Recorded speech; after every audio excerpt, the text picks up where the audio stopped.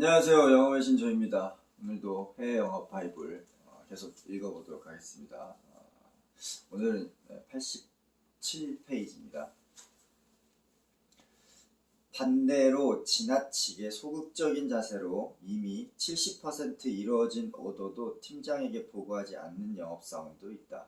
이런 특징을 가진 영업사원은 100% 오더를 받고 나서야 비로소 추가로 해보겠다는 의지를 밝히고 그런 방식으로 팀장에게 보고를 한다. 이 경우에는 이 영업사원에게 할당된 매출 수치가 사업 계획과 비교해도 항상 작을 수밖에 없고 매월 다른 영업사원들에게 의지해야 하기 때문에 영업사원으로서 능력을 저평가받게 되거나 매달 영업실적 압박을 받을 수밖에 없다. 하지만 월 초에 상대적으로 매출 수치를 적게 가져가기 때문에 월말에 매출 수치가 빠져 팀장을 곤란하게 한다든지 매출 수치로 팀원 전체에게 피해를 주는 상황은 발생하지 않는다. 단지 매주마다 적은 매출 수치에 대한 압박을 스스로 견뎌내야 할 뿐이다. 어느 쪽이 좋고 나쁘다는 의미는 아니다. 단지 영업사원 본인이 하겠다고 약속한 수치는 반드시 어떤 일이 있어도 마감해야 한다는 이야기다. 영업사원에게서 가장 중요한 역량이 무엇이냐고 묻는다면 이 시점에서는 당연히 마감 능력이라고 말하고 싶다. 그만큼 매월 마감은 매우 중요하다. 네, 오늘 얘기는 클로징, 마감이네요. 그래서 두 가지 경우가 보통 있습니다. 의지가 굉장히 강하고 자기 확신이 있는 영업사원이 있어요. 그런 영업사원들은 100% 다 얘기합니다. 그러니까 50%, 60% 될 것 같은 것도 40% 될 것 같은 것도 내가 60% 더 해가지고 만들 수 있어 라고 생각하니까 10개의 가능성의 오더가 있으면 10개를 다 얘기해요. 100만 불 하겠습니다. 근데 결국 30만 불을 못하죠. 그래서 70만 불로 마감을 합니다. 그러면 욕을 먹어요. 근데 1주차, 2주차, 3주차까지는 팀장이나 부문장이 믿어줍니다. 한다고 했으니까 하겠지 라고 나한테. 왜냐면 팀장은 영업사원이 얘기한 숫자를 갖고 가는 거거든요.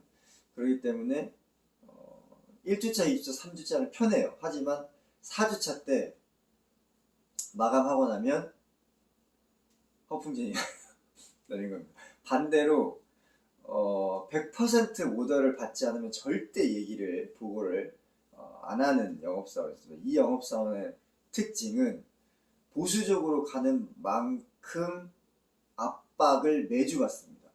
왜냐면 적게 보고할 수밖에 없잖아요. 100% 80% 됐는데도 불구하고 20%가 안 됐기 때문에 보고를 안 하기 때문에 1주차 때도 압박, 2주차 때도 압박, 3주차 때도 압박, 4주차 때는 이제 좀 칭찬을 받습니다. 왜냐면 보고한 숫자보다 조금 더 하거나 보고한 숫자를 하기 때문에. 전체적으로 이제 어떤 쪽이 뭐 좋냐 나쁘냐를 따질 수는 없습니다. 그래서 가장 좋은 건 이거죠.